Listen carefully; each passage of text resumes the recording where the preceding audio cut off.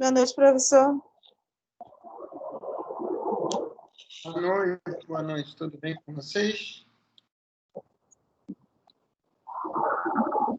Tudo bem, graças a Deus.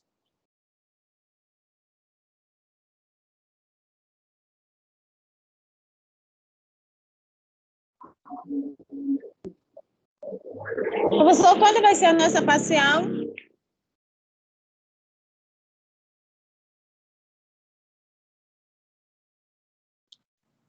Vamos ver se a gente organiza a semana que vem, a parcial. Vocês já viram lá que já tem pontos lançados para vocês de parcial, né?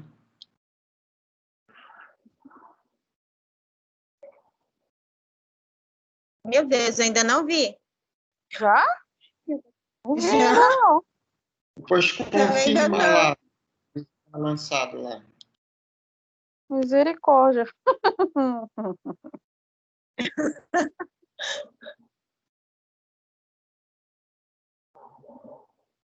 Deixa eu ver aqui.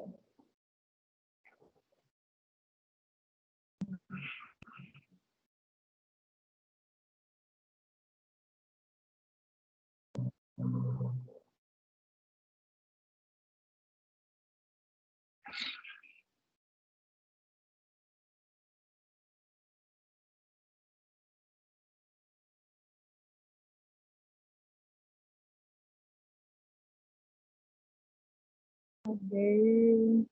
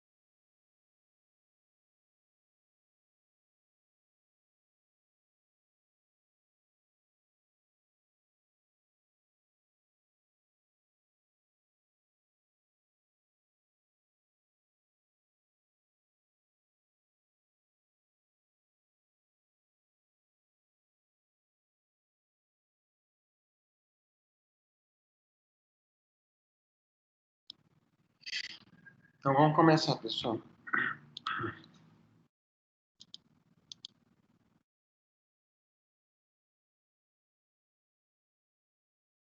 A gente parou aqui nessa parte de reabsorção interna e externa. Aceitar mais uma pessoa aqui.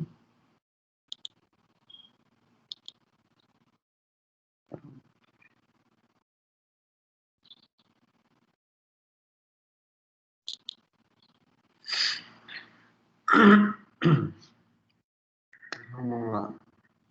Então, além da perda da estrutura dentária, que tem início nas superfícies coronárias expostas, a destruição dos dentes também pode ocorrer por reabsorção, que é realizada por células localizadas na polpa dentária.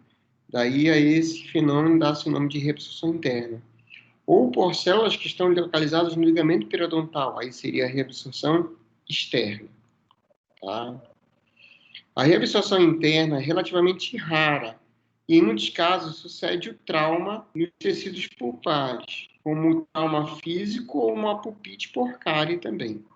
A reabsorção pode continuar por tanto tempo quanto a polpa permanecer vital e pode resultar em uma comunicação da polpa diretamente com o ligamento periodontal. Situação mais uma pessoa aqui.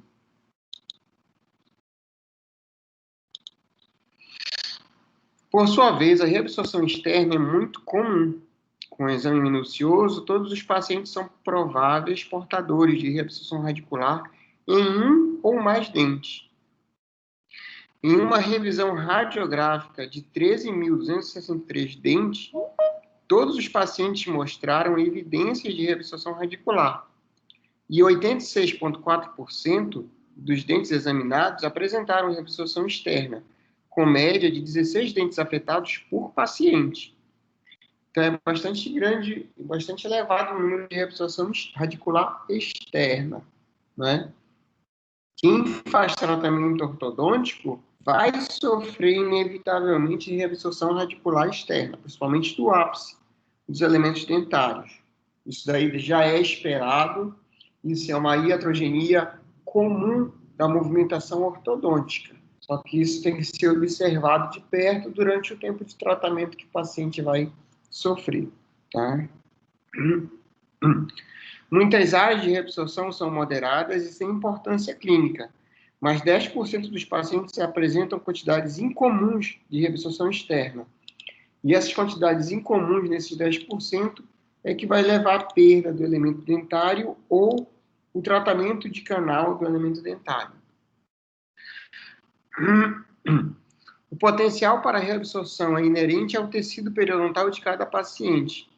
E esta suscetibilidade individual é o fator mais importante no grau dessa alteração, que ocorrerá depois do estímulo. Os fatores relacionados para o aumento da gravidade da reabsorção externa estão no quadro 2.3.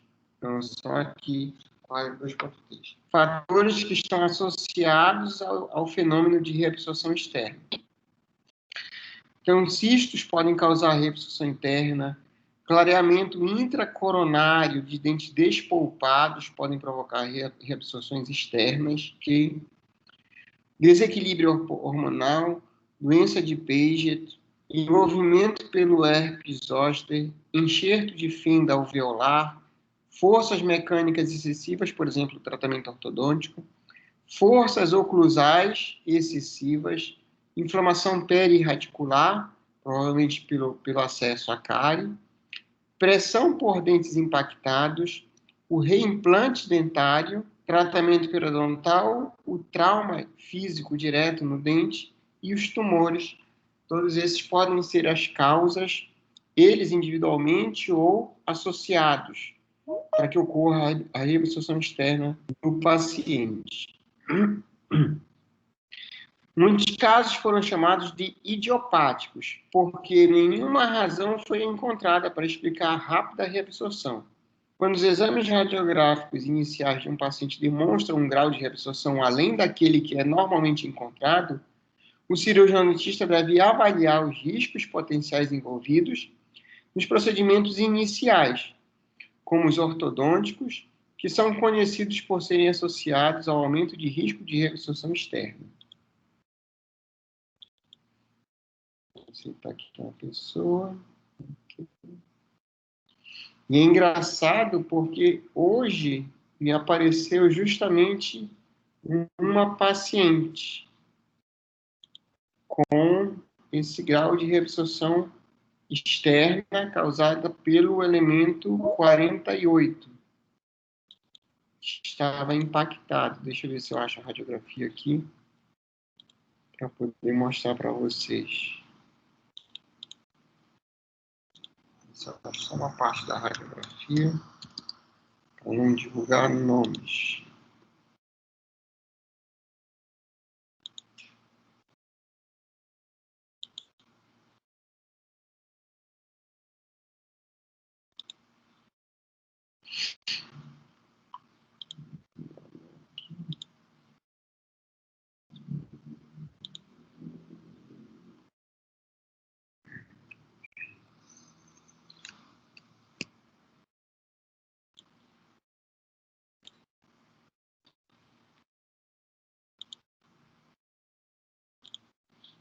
Deixa eu ver se eu consigo compartilhar só essa foto.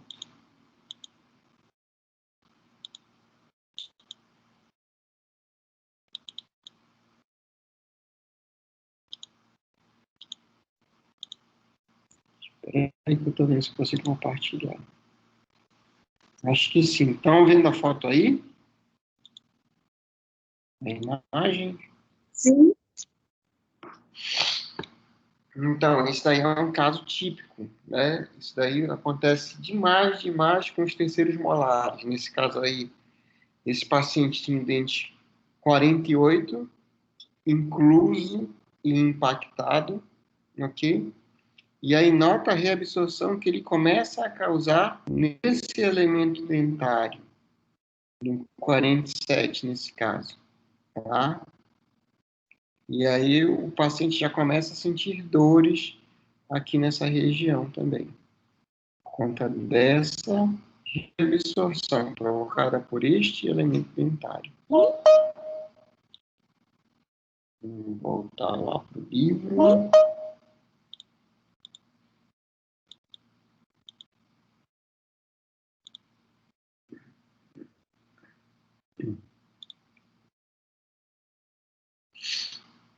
Aqui.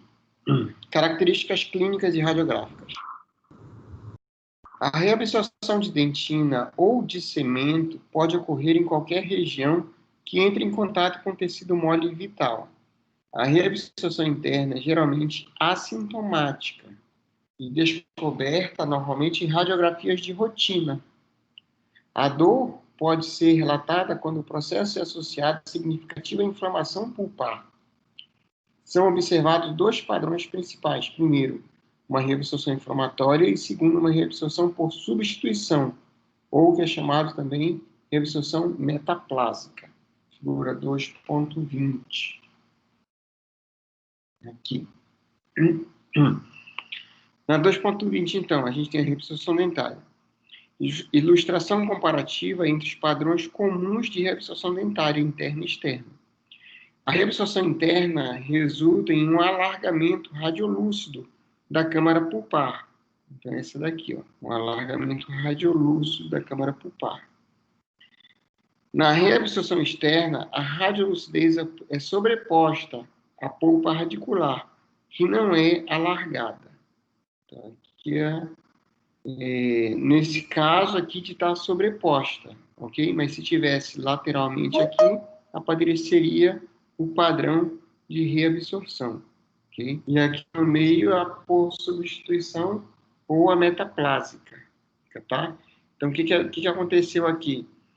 Foi reabsorvido, o tecido pulpar e foi formado um novo tecido metaplásico aqui.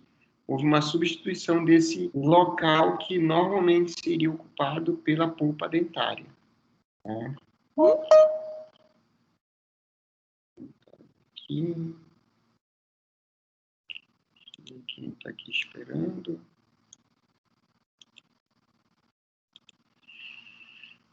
Tá. Na reabsorção inflamatória, a dentina reabsorvida é substituída por tecido de granulação inflamatório. Apesar de este quadro poder ocorrer em qualquer região do canal, a zona cervical é afetada mais frequentemente. E a inflamação pulpar é, em geral, causada por invasão bacteriana. A reabsorção continua enquanto a polpa permanecer vital. Caracteristicamente, a polpa coronária é necrótica, com a porção apical permanecendo vital. Os resultados dos testes pulpares são variáveis. Neste quadro, a área de destruição comumente apresenta-se uniforme, com um aumento bem circunscrito, simétrico e radiotransparente da câmara pulpar, ou do canal. Quando a polpa coronária é afetada, a coroa pode mostrar uma coloração rósea, que é chamado dente róseo de Mummery. Assim que o processo reabsortivo vascular aproxima-se da superfície, aí na figura 2.21, vamos lá ver, aqui, ó. Então, esse é o dente rosado, e isso indica o quê? Que houve uma proliferação neoplásica da câmara pulpar, e a reabsorção começou de dentro para fora, tá? De dentro para fora. Ainda tem o esmalte aqui. Como já reabsorveu toda a dentina e o esmalte é translúcido, dá para a gente ter essa visão aqui de que o dente está rosado. Radiograficamente, olha como é que se apresenta essa mesma situação, ok? Então, reabsorção interna, dente róseo de Mummery. Em A gente tem a pigmentação rosa dos incisivos centrais superiores. Aqui nem dá para notar tanto nesse outro incisivo. Radiograficamente, aí sim a gente observa no outro incisivo também. E está tendo a reabsorção radicular interna também desse elemento dentário.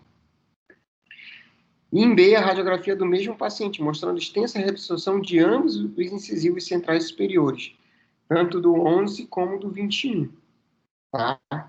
Aqui nessa situação, ok?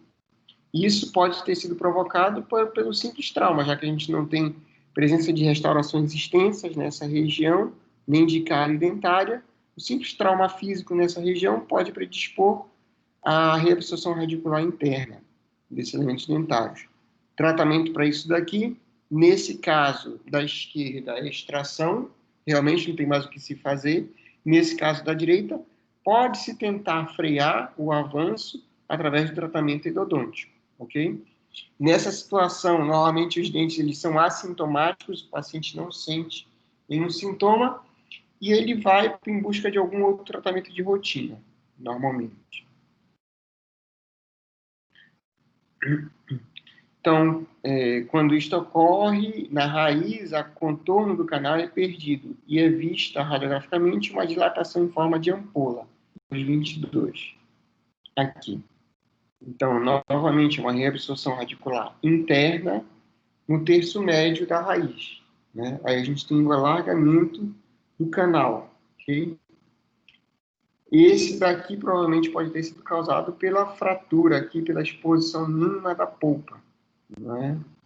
Nesse caso aqui. Na 2.23, ó, reabsorção interna, a destruição foi resultado da perfuração da superfície lateral da raiz. Então, que começou como um simples buraquinho, predispôs esse paciente a uma reabsorção radicular interna, por conta de um tratamento endodôntico mal sucedido, né?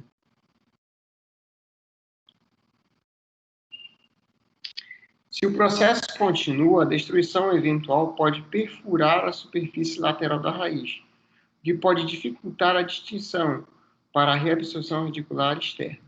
Ainda que muitos casos sejam progressivos, alguns são transitórios e comumente surgem em dentes traumatizados ou aqueles que tenham sofrido recentemente o tratamento ortodôntico ou mesmo o tratamento periodontário.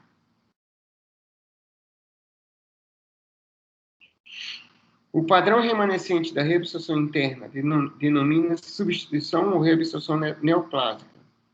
Desta forma, porções da parede dentinária pulpar são reabsorvidas e são substituídas por osso ou por osso cementoide, que aí é na 2.20. Seria essa figura aqui do meio, esse dente aqui do meio, ok?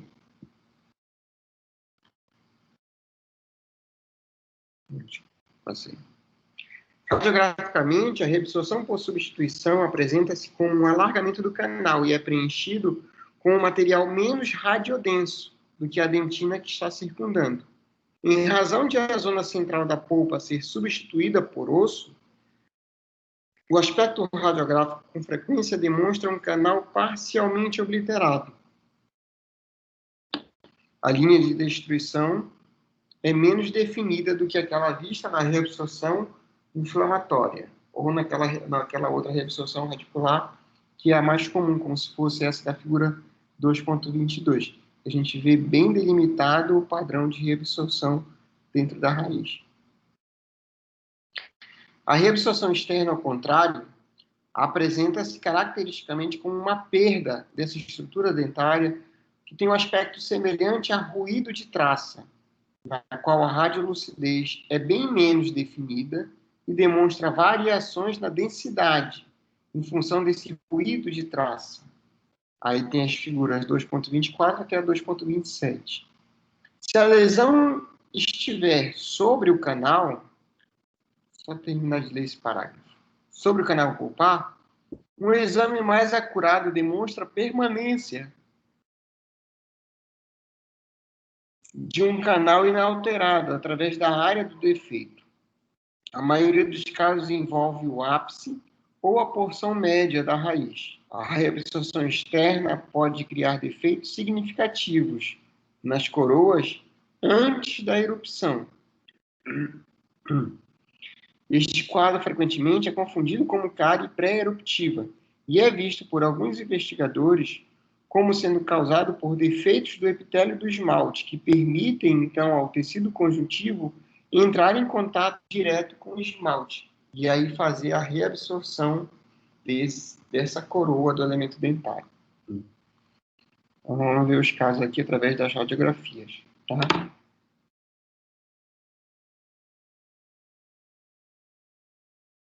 Então, aqui na figura 2.24, reabsorção externa, a destruição extensa irregular em ambas as raízes do segundo molar inferior, associado à periodontite crônica, tá? Então, ó, aqui que a gente vê aquele aspecto, nesse caso aqui, de ruído de traça, né? A gente nota um degradê aqui durante essa reabsorção, ok? Isso é causado, então, pela lesão de característica inflamatória, que é a periodontite nesse caso, tá?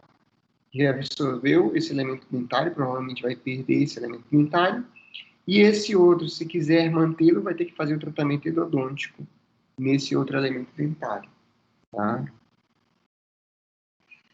Aqui a 2.25, reabsorção externa. Então, alteração radiolúcida do tipo ruído de traça, no incisivo central superior esquerdo. O dente havia sido reimplantado após uma avulsão traumática. Então, aqui foi uma tentativa de se manter o elemento dentário, né? De repente, o indivíduo aí caiu, de alguma forma, avulsionou o elemento dentário, e antes do reimplante foi feito o tratamento endodôntico, para poder tentar recuperar a viabilidade desse dente. Porém, o organismo detectando como um agente agressor, porque foi reimplantado, ele começa a efetuar o padrão de reabsorção, aqui nesse terço, ó, como se fosse um ruído de traça nessa região. Ó. Tá? Provavelmente o paciente vai perder o elemento dentário aqui nessa situação. Aqui na 2.26, a reabsorção externa.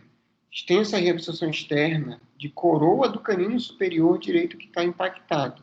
O exame histopatológico revelou reabsorção sem a presença de contaminação bacteriana ou de cárie, ou seja, o conjuntivo, durante a formação do esmalte, entrou em contato com o esmalte e efetuou essa reabsorção, como se fosse um padrão de traça. Não foi o Streptococcus aqui, nem nenhum outro tipo bacteriano nessa situação. Tá? E na 2.27, a reabsorção externa.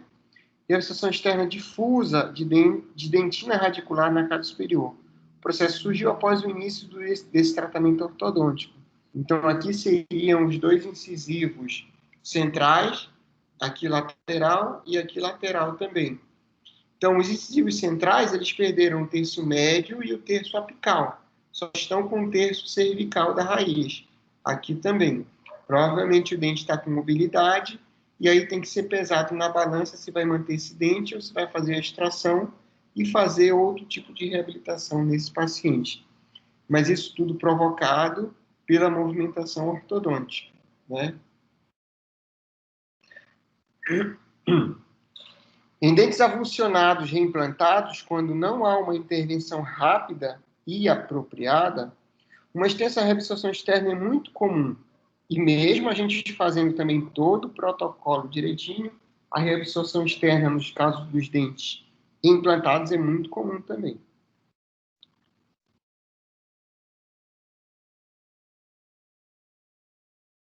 Se o dente permanece fora da boca, sem ter feito acondicionamento em meio de armazenamento adequado, e dependendo também de quanto tempo esse dente ficou fora da boca, as células do ligamento periodontal sofrem necrose. Sem essas células do ligamento periodontal, do osso circundante vitais, o dente é tido como corpo estranho e inicia-se então o processo de reabsorção e substituição pelo tecido ósseo. É apenas uma forma natural de defesa do organismo. Reabsorções externas ocorridas durante o tratamento ortodôntico não parecem ser afetadas significativamente pelo gênero ou por idade do paciente, gravidade da maloclusão tratada ou pelo tipo de mecânica utilizada durante a terapia. Embora a suscetibilidade individual do paciente exerça forte influência, o único preditor esqueleto dental é a distância que o dente foi movido durante o tratamento. Quanto maior a distância, maior a probabilidade, maior a reabsorção radicular externa que esse dente vai sofrer. Os dentes anteriores e superiores são mais afetados, principalmente em pacientes que foram submetidos a extrações dos premolares. A movimentação dos dentes que apresentam alteração de forma na raiz, como a dilaceração, também foi associada a um aumento dessa gravidade para a reabsorção externa.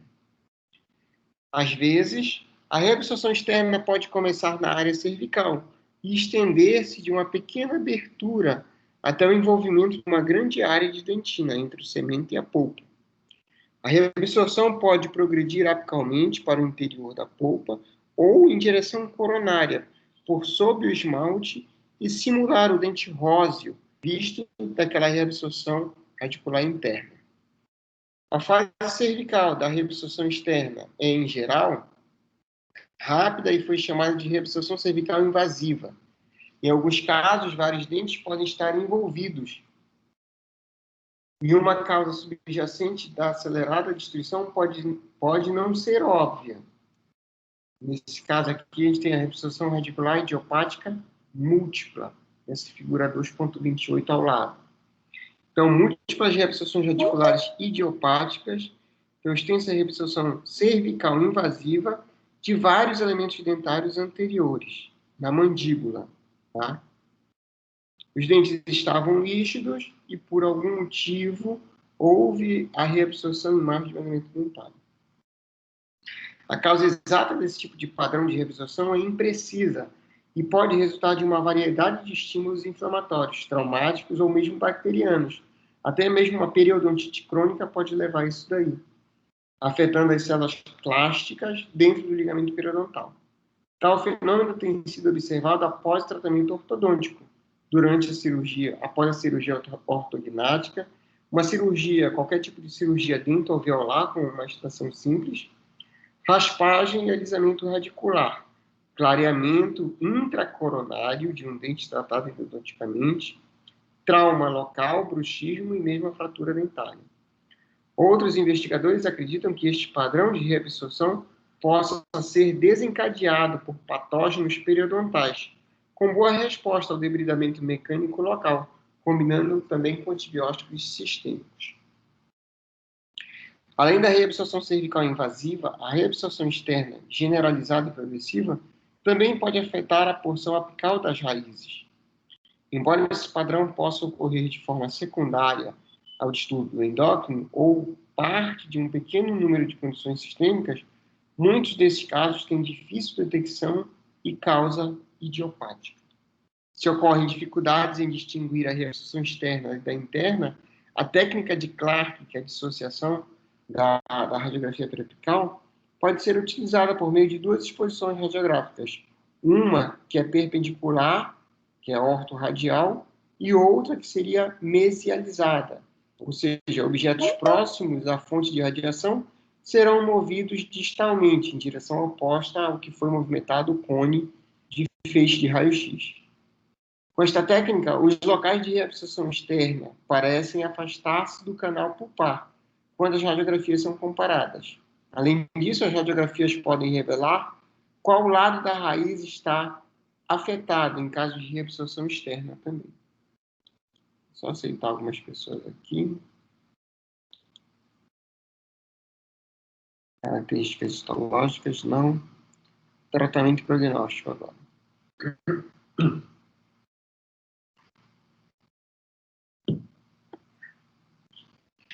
O tratamento das reabsorções internas e externas concentra-se na remoção de todo o tecido mole dos locais de destruição dentária. A reabsorção interna pode ser efetivamente interrompida se a terapia endodôntica remover com sucesso todo o tecido pulpar antes que o processo de reabsorção atinja o ligamento periodontal. Quando a perfuração ocorre, o tratamento torna-se ainda mais difícil e o prognóstico é bem ruim. Em tais casos, a remineralização pode ser tentada com o uso ainda no início do processo de pasta de hidróxido de cálcio, que poderá resultar em remineralização da área da perfuração e controlar o processo de reabsorção. Se a remineralização das áreas cervicais da perfuração não for bem sucedida, a exposição cirúrgica e a restauração do defeito podem controlar esse processo. A exodontia frequentemente é necessária nos casos de perfuração radicular que não respondem bem a alguns desses tratamentos.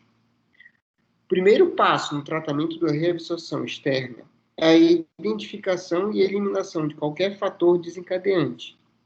Regiões localizadas apicalmente não podem ser abordadas, sem que haja dano significativo causado por tentativas de sucesso. Nos casos localizados em áreas cervicais, podem ser tratados por exposição cirúrgica, remoção de todo o tecido mole das áreas afetadas e a restauração dessas estruturas dentárias que foram perdidas.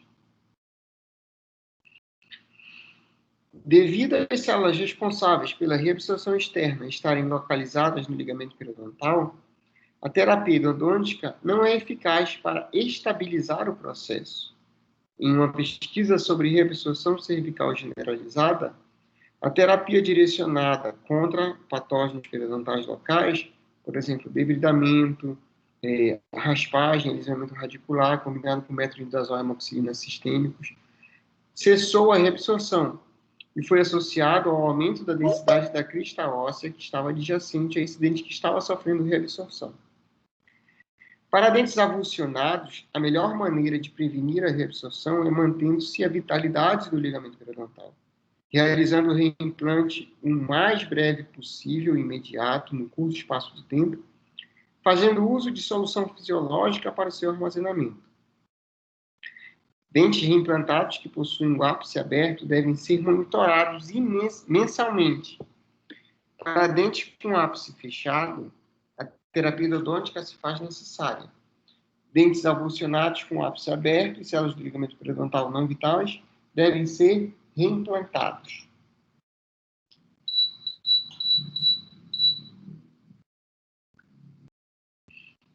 Pigmentação dentária por fatores ambientais. Então, a cor dos dentes normais varia e depende de matiz, translucidez e da espessura que tem o esmalte dentário. As colorações anormais podem ser extrínsecas ou intrínsecas. As manchas extrínsecas ocorrem pelo acúmulo superficial de um pigmento exógeno. Geralmente podem ser removidas com o tratamento da superfície, enquanto que as manchas intrínsecas surgem de uma coloração intrínseca de material endógeno, que é incorporada ao esmalte e à dentina. E não pode ser removidas por pasta profilática ou mesmo a pedra-ponte. O quadro 2.4 lista as causas mais frequentes documentadas de pigmentação dentária. Então, aqui embaixo, quadro 2.4, com as causas mais comuns de pigmentação dentária, tanto extrínsecas quanto intrínsecas.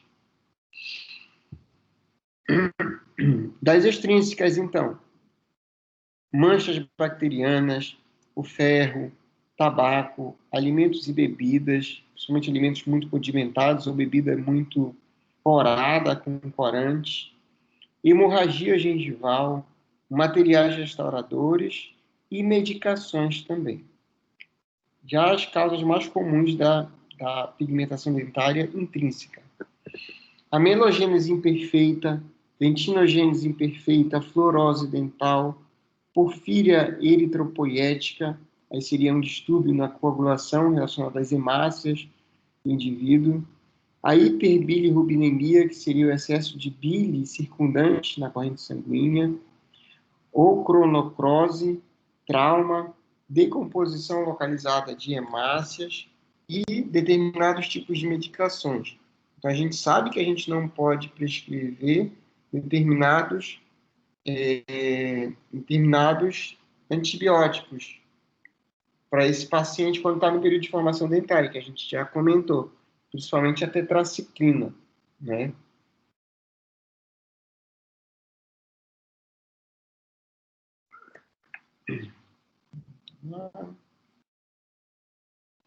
A fluorose dentária é discutida sob a ótica dos efeitos ambientais, sobre o desenvolvimento da estrutura dental. E a gente já viu sobre fluorose também na aula passada ou retrasada, estava comentando sobre isso. As alterações associadas à amelogênese imperfeita e dentinogênese imperfeita serão vistas posteriormente nesse capítulo, no texto referente às alterações primárias de desenvolvimento. Pigmentações extrínsecas, as características clínicas, então. As manchas causadas por bactérias representam uma causa muito comum de pigmentação da superfície desse esmalte, da dentina e dos segmentos que podem estar expostos. Bactérias chamadas de cromogênicas produzem ou podem produzir uma coloração que varia entre cinza, marrom escuro ou alaranjado. Essa pigmentação ela fica com uma linha circundante na cervical dos elementos dentários, normalmente pela lingual ou pela palatina. Pigmentação ocorre mais em crianças e costuma ser vista inicialmente na superfície vestibular, localizados no terço gengival dos dentes anteriores e superiores.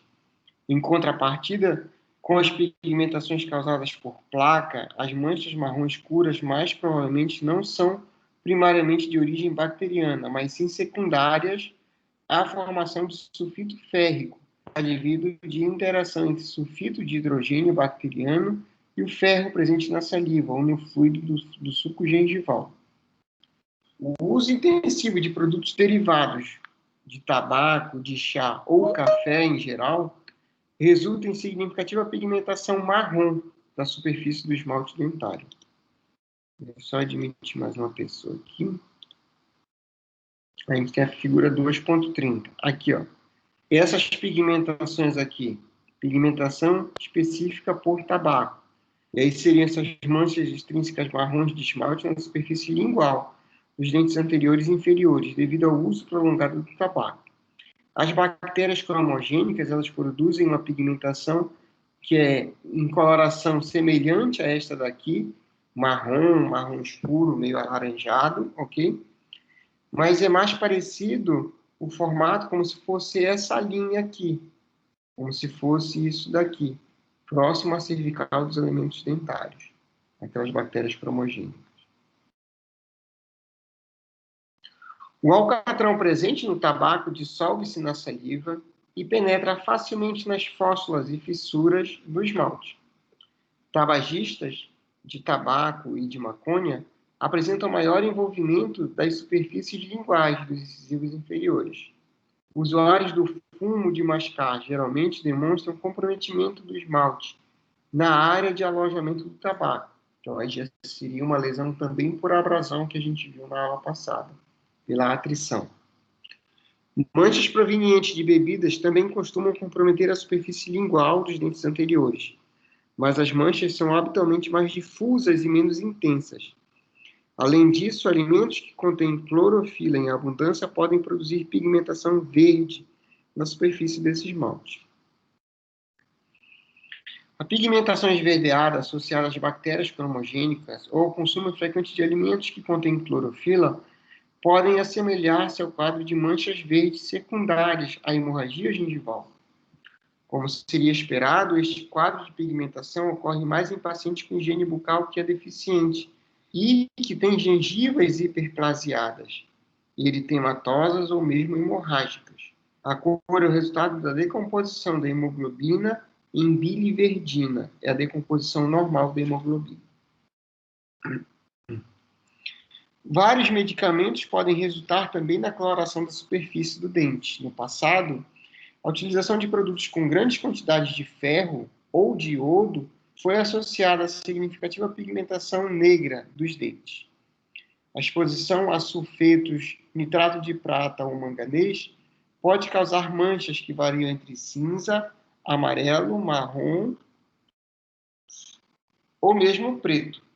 O cobre e o níquel podem produzir manchas verdes, cádmio, óleos essenciais, e esse daqui, com a amoxiclave, que seria uma amoxicilina, em associação com ácido clavulânico, podem estar associados à pigmentação, que varia de amarelo ao marrom.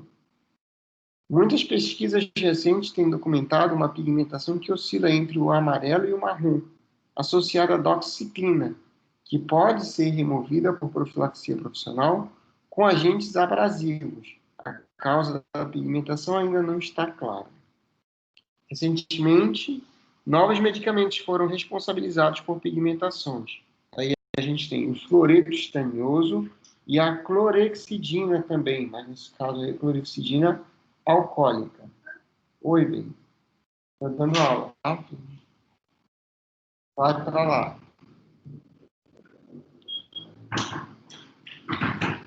As manchas por flúor podem estar associadas ao uso de 8% de fluoreto estanioso, tido como decorrente da combinação do íon estanioso com os sulfitos bacterianos.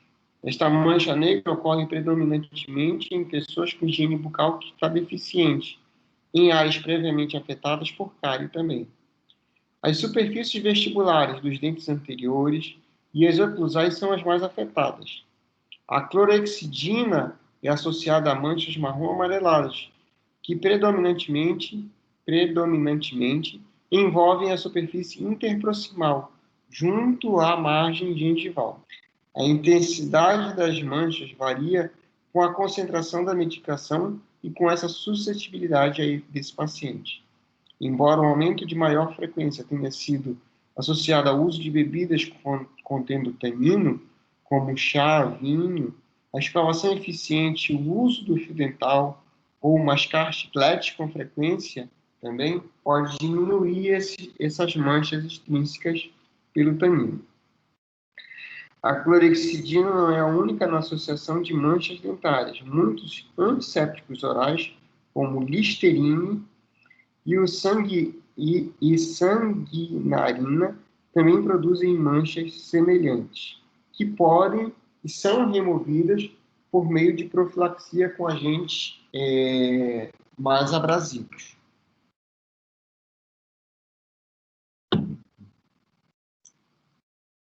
Pigmentação intrínseca. A porfíria eritropoética congênica, também chamada de doença de Gunther, é uma alteração autossômica recessiva do metabolismo da porfirina, que resulta em um aumento da síntese e excreção de porfirinas e seus precursores relacionados. Nota-se uma pigmentação difusa significativa da dentição como resultado da deposição de porfirina nos dentes, a figura 2.31. Os dentes afetados apresentam uma coloração marrom avermelhada, como está nessa figura 2.31. Tá? Que exibe uma fluorescência vermelha quando exposta à luz ultravioleta. Os dentes descidos demonstram uma coloração mais intensa, porque a porfirina está presente no esmalte e na dentina. Nos dentes permanentes, apenas a dentina é afetada. O excesso de porfirinas também está presente na urina, o que pode revelar uma fluorescência semelhante quando exposta à luz de Wood.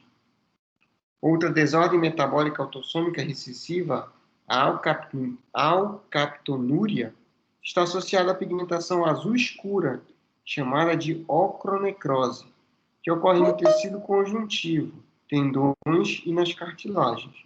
Ocasionalmente, uma pigmentação azul da dentição também pode ser vista em doenças com mal de Parkinson. A bilirrubina, que é um produto da decomposição das hemácias em níveis elevados, podem ser elevados para o sangue em várias condições. O aumento da quantidade de bilirrubina pode levar ao seu acúmulo no fluido intersticial, na mucosa e na pele, resultando em uma pigmentação amarela esverdeada chamada icterícia. Deixa eu aceitar uma pessoa aqui.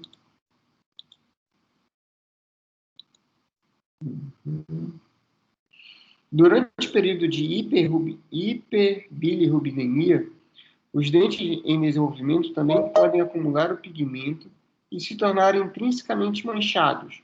Na maioria dos casos, os dentes descidos são afetados como resultado da ação da hiperbilirrubinemia durante o período neonatal.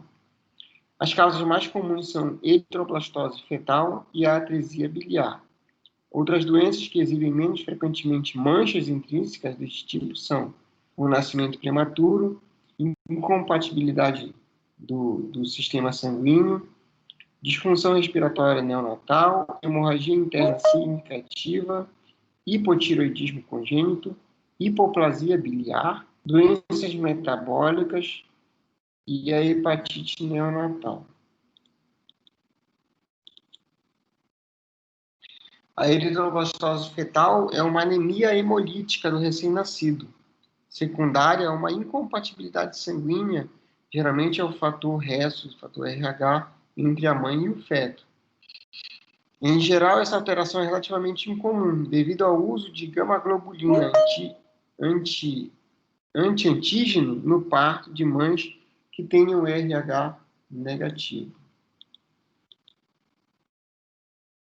A atresia biliar é um processo esclerosante da árvore biliar, sendo a causa mais importante de morte pela falência hepática das crianças da América do Norte. Entretanto, muitas crianças afetadas vivem após transplante de fígado bem-sucedido.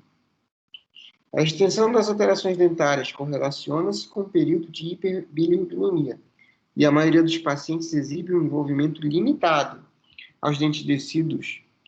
Eventualmente, as cúspides dos primeiros molares permanentes podem mostrar-se afetadas.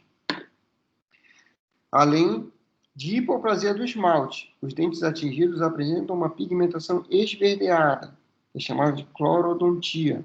A cor é decorrente da deposição de biliverdina, que seria o metabólico da bilirrubina, que causa icterícia, e pode variar do amarelo a intensas variações de verde.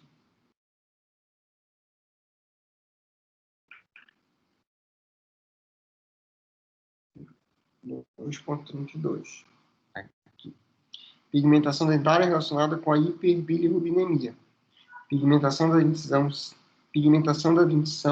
cinza azulada difusa, linha cervical dos elementos dentários.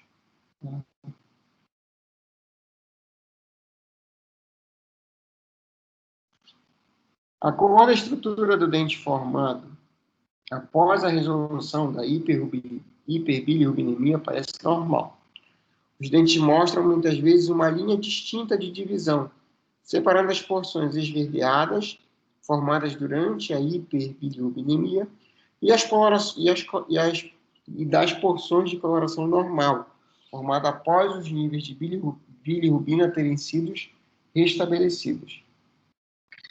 A pigmentação da coroa é uma descoberta frequente após o trauma, especialmente na dentição decídua. Lesões pós-traumáticas podem criar pigmentações róseas, amareladas ou cinza escuras.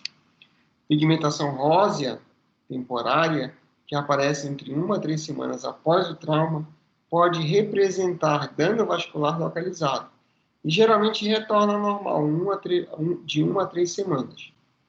Nessas circunstâncias, as radiografias periapicais garantem a exclusão de possível reabsorção interna, que podem produzir quadro clínico semelhante clinicamente. Uma pigmentação amarela tardia indica a obliteração pulpar, chamada de metamorfose calcífica, e é discutida mais no capítulo 3. A pigmentação cinza escura ocorre a longo prazo e acomete dentes com significativa lesão pulpar, por meio de produtos de degradação sanguínea que se difundem pelos túbulos dentinários. O tratamento endodôntico iniciado antes ou logo após a morte total da polpa muitas vezes visa impedir a pigmentação da coroa. A necrose pulpar pode ser asséptica e não estar associada a significativa sensibilidade à percussão, mobilidade ou doença periapical inflamatória associada. Um processo que é relacionado secundariamente com a destruição localizada das hemácias também pode resultar em pigmentação dos dentes.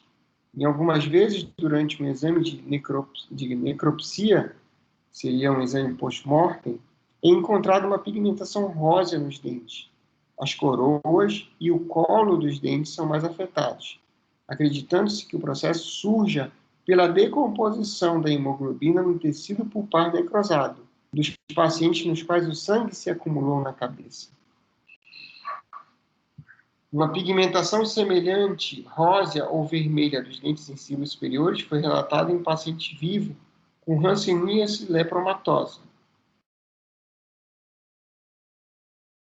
Aqui no 2.33, uma pigmentação por amálgama, nessa situação aqui, pigmentação verde acinzentada do incisivo central inferior, teve preparo de acesso endodôntico restaurado com amálgama. Pigmentação dentária relacionada com a tetraciclina. Então, essas manchas, essas estrias escuras no ligamento dentário. Uma descoloração castanha difusa dos dentes permanentes. Ainda que controverso, alguns pesquisadores acreditam que esses dentes estão envolvidos seletivamente por causa da preferência dos micro-organismos causadores da doença por temperaturas mais baixas. Este processo é visto como decorrente da necrose, que é relacionada com a infecção e com a ruptura de numerosos e pequenos vasos sanguíneos da polpa, com a liberação secundária de hemoglobina, que vão se depositar nos túbulos dentinários adjacentes.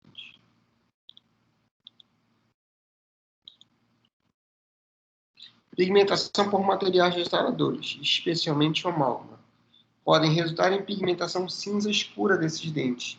Isto ocorre com mais frequência em dentes jovens, que têm maior quantidade de túbulos dentinários abertos. Restaurações grandes proximais de classe 2 podem produzir pigmentação significativa da superfície dentinária vestibular subjacente. Além disso, restaurações metálicas linguais profundas nos incisivos podem manchar significativamente a dentina subjacente visível e produzir uma pigmentação acinzentada na superfície vestibular. Para ajudar a reduzir a possibilidade de pigmentação, o cirurgião dentista não deve restaurar dentes anteriores tratados endodonticamente com amálgama. Obviamente que hoje em dia já nem se usa tanto o amálgama, né? Mesmo não sendo esse tipo de restauração estética. Vários medicamentos também têm sido incorporados ao dente em seu desenvolvimento e podem resultar em pigmentação clínica evidente. A intensidade das alterações depende da época da administração desse medicamento, da dose que foi administrada e da duração do uso desse tipo de medicamento. A mais frequente relacionada é com a tetraciclina, com o dente afetado variando do amarelo claro ao marrom escuro, e que, sob a luz ultravioleta, exibe uma fluorescência amarelo brilhante. Aí tem a figura 2.34. Aqui. Amarelo brilhante. Após a exposição crônica à luz ambiente, a pigmentação amarela fluorescente desaparece, de meses a 1 ano e passa a ser uma pigmentação marrom não fluorescente.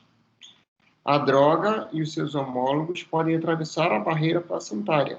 Portanto, a administração deve ser evitada desde a gestação até os 8 anos de idade desse paciente. Os homólogos da tetraciclina que podem estar associados à pigmentação são a clorotetraciclina, que leva a uma pigmentação marrom acinzentada, e a oxitetraciclina, que é uma coloração amarela. Um derivado sintético da tetraciclina, o cloridrato de minociclina, foi considerado causador de significativa pigmentação dentária e também pode afetar dentes que já estejam completamente desenvolvidos. A minociclina é um medicamento largamente usado para tratamento de acne e também é ocasionalmente prescrito para tratamento de artrite reumatoide. Sua utilização está aumentando e presumivelmente também aumentará o número de pacientes afetados por essa pigmentação, tanto nos ossos, tanto nos dentes, quanto nos ossos também. Só que no osso não é estético, então não dá para a gente perceber.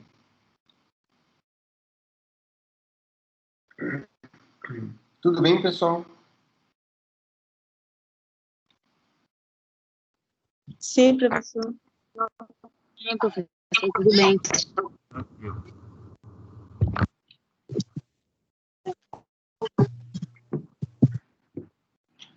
Embora o mecanismo seja desconhecido, a minociclina parece aderir preferencialmente a certos tipos de tecidos colagenosos, como a polpa dentária, a dentina, ao osso e a derme também. Uma vez nestes tecidos, a oxidação ocorre e pode produzir uma pigmentação distinta. Alguns pesquisadores acreditam que a suplementação com ácido ascórbico, ou seja, com a vitamina C, pode bloquear essa pigmentação. Não importando a causa, uma vez que os tecidos pulpares estejam manchados, a coloração pode ser vista através da dentina e do esmalte que estão sobrejacentes, principalmente o esmalte porque ele é translúcido. A pigmentação não é universal. Apenas 3 a 6% dos usuários de longo prazo são atingidos. Entre os afetados, o período de tempo antes que a pigmentação se torne evidente pode variar de apenas 1 mês a vários anos. Em indivíduos suscetíveis, a minociclina gera pigmentação na pele e na mucosa oral, unhas, na esclerótica, no olho, né, na conjuntiva, na tireoide, nos ossos e nos dentes. A coloração óssea eventualmente resulta em aparência cinza azulada do palato ou da mucosa alveolar anterior, que representam o osso negro aparecendo através da pele fina e transparente da mucosa oral. Vários padrões de coloração podem ser notados nessa dentição. Dentes completamente erupcionados tipicamente revelam pigmentação cinza azulada em 3/4 da margem incisal, sendo o terço médio envolvido por completo. Raízes expostas de dentes erupcionados evidenciam a pigmentação verde escura, apesar de as raízes dos dentes em desenvolvimento serem negras. Um outro antibiótico, a ciprofloxacina, é administrado por via intravenosa em recém-nascidos para combater a infecção por Klebsiella spp.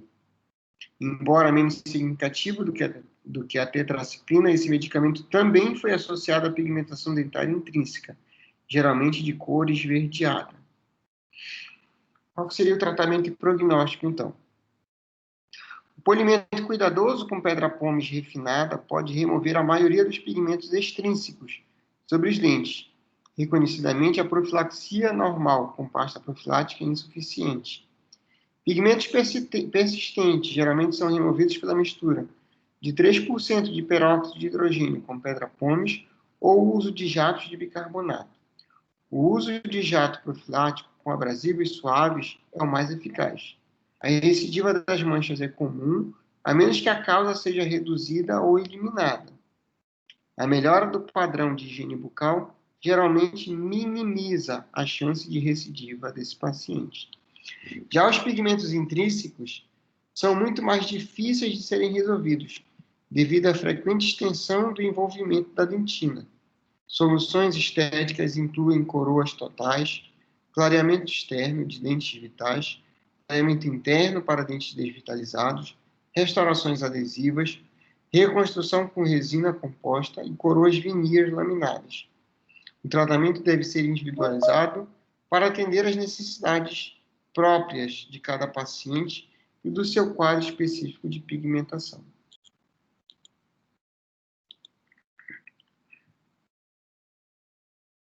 Tudo bem, pessoal?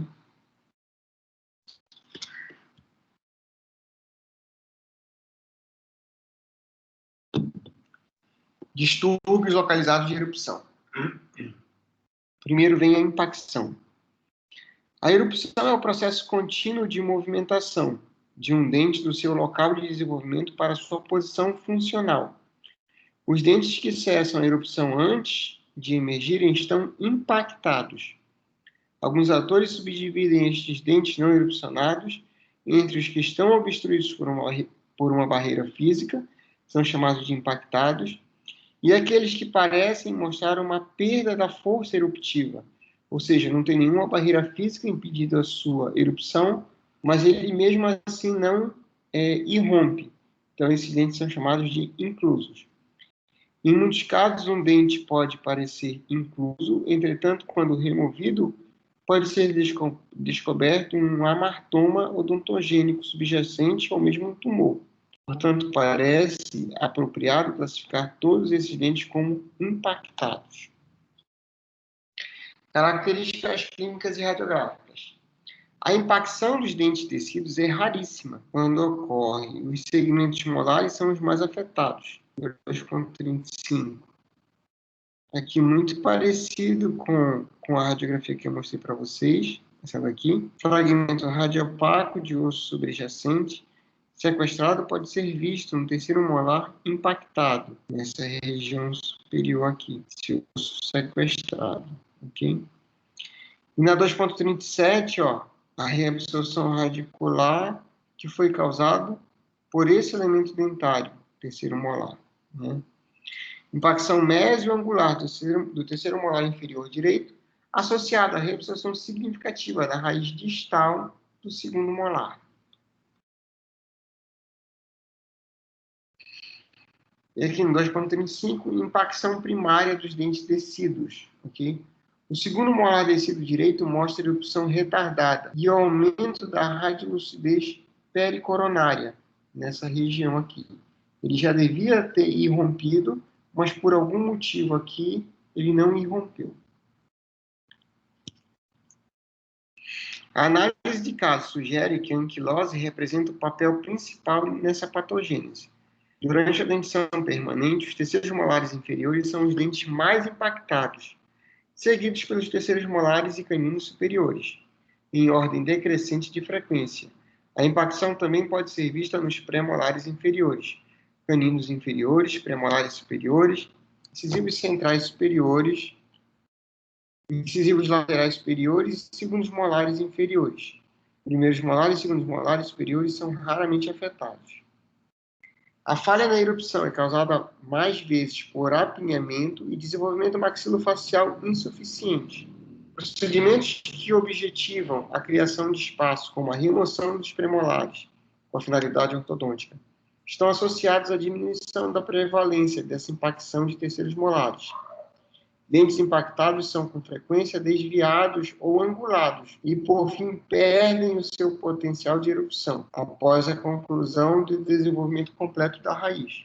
Outros fatores conhecidos por estarem associados à impacção incluem cistos e tumores, o trauma físico direto, cirurgias reconstrutoras ou ortognáticas, espessamento de osso ou de tecido mole mesmo subjacente, e outras desordens sistêmicas e outras síndromes também. Os dentes podem estar parcialmente erupcionados ou completamente impactados, seria uma impacção óssea completa. Além disso, a impacção pode ser classificada de acordo com a angulação do dente, com relação ao restante da dentição, em mesioangular, distoangular, vertical horizontal ou mesmo invertida.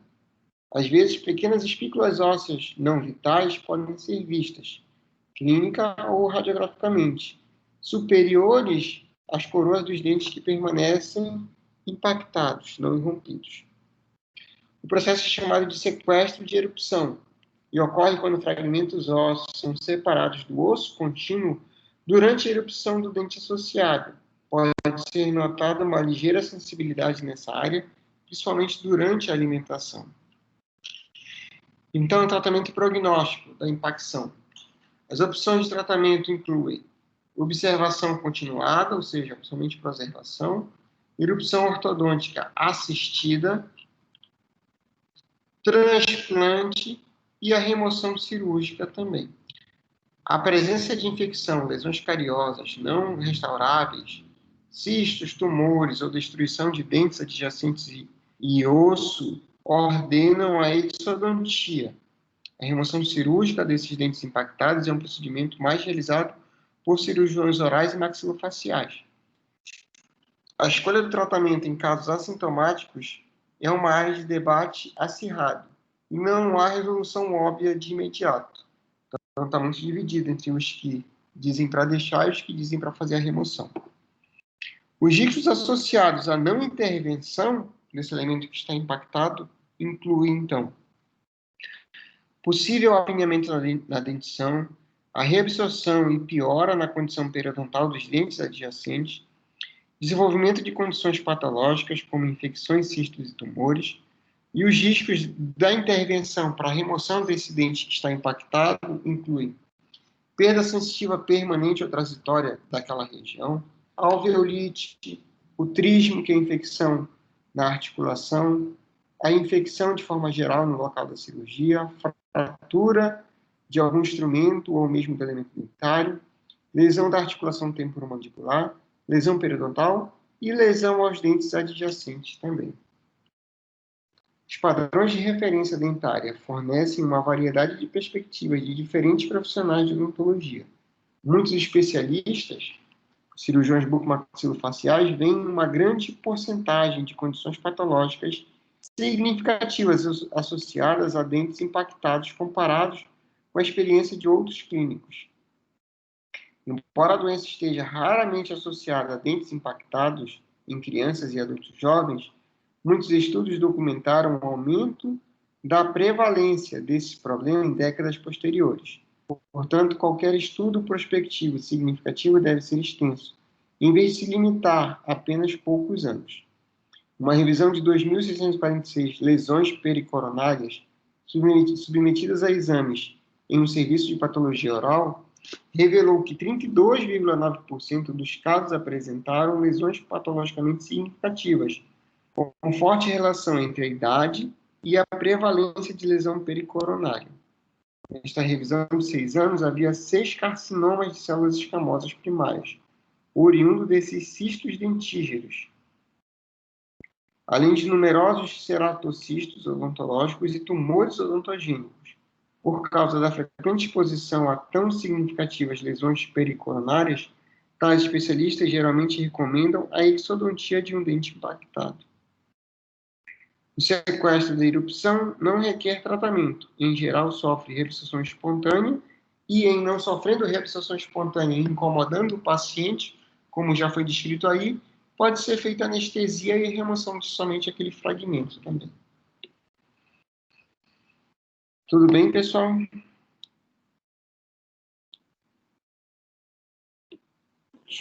Sim, professor. Tá ok. Sim, professor. Beleza, então a gente vai parar por aqui hoje. E na semana que vem a gente vê se a gente continua ou se a gente faz a avaliação parcial e eu comunico para vocês. Tá bom? Tá ok, então, professor.